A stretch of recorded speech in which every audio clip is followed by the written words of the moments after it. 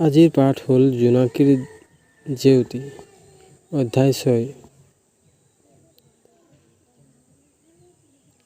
1 number প্ৰশ্ন, গাঁৱত এটা কি স্থাপিত হৈছিল? গাঁৱত পুথিভঁৰাল স্থাপিত হৈছিল। 2 নম্বৰ প্ৰশ্ন, পুথিভঁৰালটোৰ নাম কি ৰখা হৈছে? পুথিভঁৰালটোৰ নাম জোনাক ৰখা হৈছে।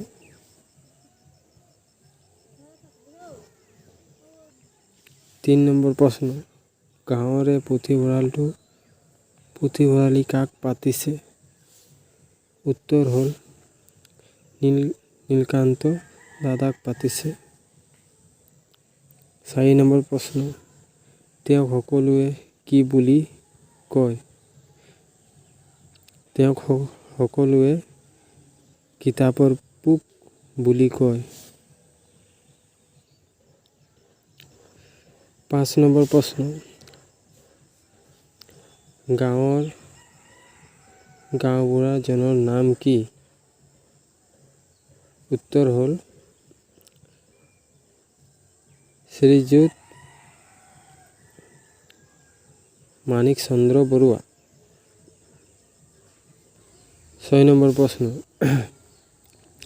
ই আমাৰ সকলোৰে মনৰ আশা পোহৰাই তুলিব বুলি কিয় কৈছিল? উত্তৰ,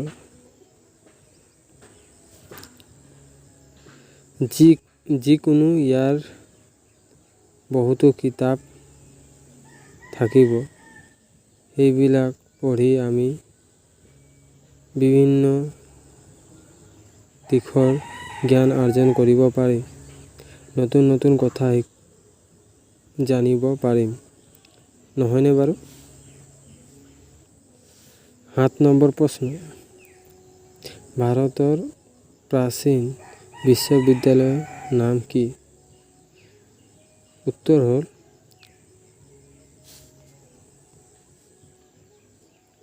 নালন্দা বিশ্ববিদ্যালয়।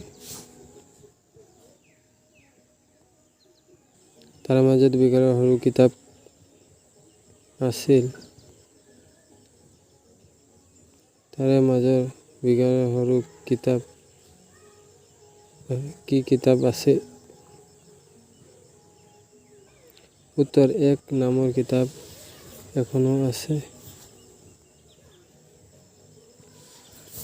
9 নম্বৰ প্ৰশ্ন, শ্ৰীযুত কমল বৰুৱাই শিশু উপযোগী কেইখন কিতাপ দান কৰে? উত্তৰ, 10খন কিতাপ পুথিভঁৰালত দান কৰে। 10 নম্বৰ প্ৰশ্ন, তোমালোকৰ গাঁৱত এইবেলি কি মেলা পাতিব? উত্তৰ, গ্ৰন্থমেলা।